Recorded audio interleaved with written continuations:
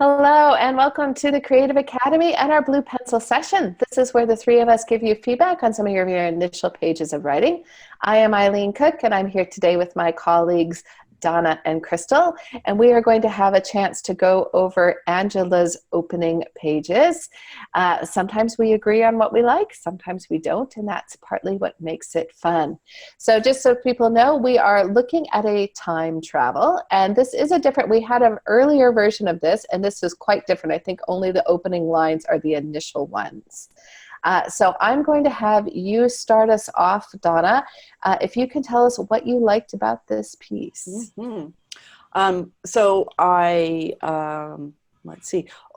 I'm just going to start. I got into the story when the two girls were holding the parcel.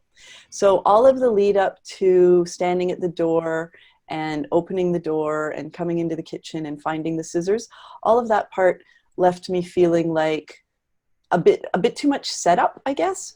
But once they had the parcel in their hands and were trying to figure out how to open it, and then, there are little elements and details of how the parcel opens and what happens and what's inside it, all of that had me fully engaged in the story. So I guess from my perspective, I'm wondering if the starting place is the right place for the scene and for the book.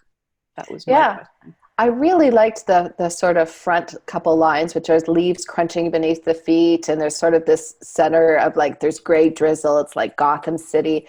I liked that, but I would 100% agree that then the real fun and games of this scene is actually when they're opening the package. So I'm not sure that you need that opening line if the tone matches with the rest of the piece. You know what? And that's what I loved, that opening line too. I highlighted it and I said, I really liked the pace of it. I liked that it was, I'll just read it. So the leaves crunch beneath my feet on one of the last decent days before we're soaked in with gray drizzle. Winters are like that, gray, dark, wet, like Gotham City. I actually really loved that.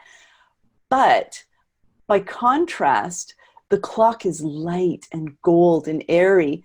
And then it felt like the opening, even though I really loved that line, it didn't match what's inside the box. And so that was the only reason why I didn't just say I really loved the opening, because I'm not sure if it goes with. I don't know. Fair enough. We don't have enough to judge yet. Crystal, what stuck out for you with this piece? I really loved that, being sucked into the kind of mystery scene. I really enjoyed that setting of tone as a starting place. I think there's some room, like the top of the second page on my sheet at least, where there are 4 lines of dialogue in a row, and all 4 of them start with a short snippet of dialogue, and then there's an explanatory tag. And so it's only a box, I say. There's probably some useless advertising inside. Don't be such an Eeyore, she whines. I hate it when she calls me Eeyore. So I really like that. But all of the lines have the same feel of flow to them. So all 4 have that starting with dialogue and then the explanation. And so I think in the part that follows, you've done a good job of weaving it so there's some explanation before the dialogue happens, and it's more interwoven with the setting of the scene details. So I think there's an opportunity to really help us picture clearly what's happening in the scene. So there's room for a few of the little details, whatever else we're seeing as we watch it. So maybe just as an exercise, put yourself into that and observe it from the outside, and just make a few notes of what details would be revealed as far as other senses. So what do they see? Does she feel like the textures of something? Any of that kind of stuff that you could use to frame that dialogue in and kind of break up the structure so that it didn't feel repetitive. That would be really good. And you do it in some places, I think, and just that one section in particular kind of jumped out. And I'm going to highlight a different part of the dialogue. So this is a YA novel, and there are just a few lines that for me didn't read like something that someone would say.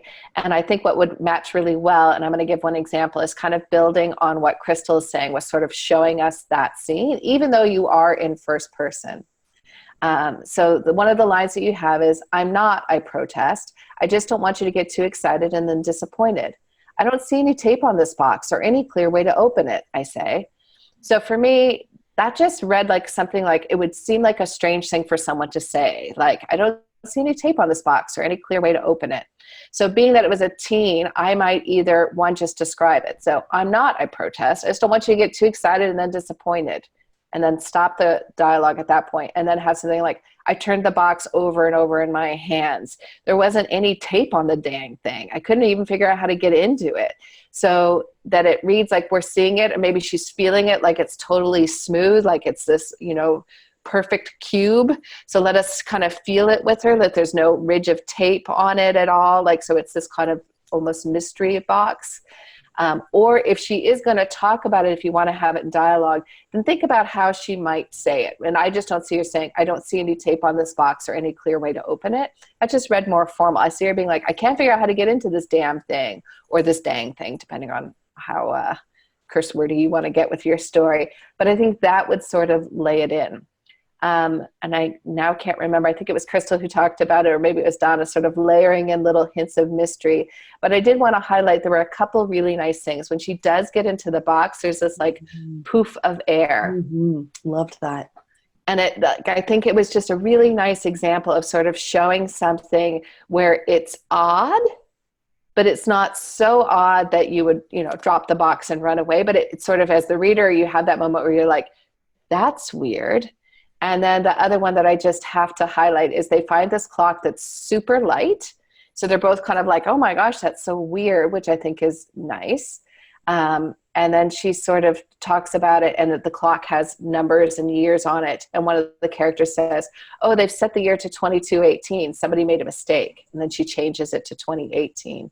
That's more like it. I love that, because since I know that it's time travel, I just have this wonderful, glorious feeling of where things are going to go deliciously awry with this clock. The only thing that I would say for that is, if you are thinking traditional publishing, depending where you are with this manuscript, we're already 2019. If they bought it and sold it right now, the very soonest that it would be coming out is 2020, and more likely 2021. So whether or not you want to fast forward a little bit and say that it's already 2019 or even 2020 potentially is something to consider. Any other thoughts, ladies? I think one of the things that jumped out in the dialogues to add to that is you could use some more contractions to make it feel less formal. For the teenagers, they often, we do it too. We're going to shorten anything we can. Let's be honest. We're gonna. That's a thing. It's a thing. So just to make sure that you kind of deformalize some of that language. So using contractions, missing words. If it's your BFF and you've spent all your time together for years, you're not going to use full sentences all the time. You're going to be like, scissors? She shook her head. Knife? Like you don't spell things out at that point. Especially as girls, your friendship is almost, the level of friendship is indicated by your need to not use those full sentences and explain things to other people. You're like this inside club, right? So you could almost imagine, and I'm going to steal a line from here, like she has a line, don't be such an Eeyore. And then she hates when she got, like, you could even have her be like, Eeyore. And, like, I hate when she calls me Eeyore, like, and write it out where it's like E and then like a lots of O's for the or. Because you can, one, then I hear it. So it's adding another sense into that dialogue. And again, they would have that shorthand I can picture with themselves, right? Because you just do with your BFFs. Like I do with my two BFFs. So we love talking stories, we too, and we would like to talk about yours. So I encourage everyone to submit their pages to the Blue Pencil, and we would be happy to take a look at that. And until then, we will see all of you around the Academy. Bye-bye, everybody. Bye. Bye.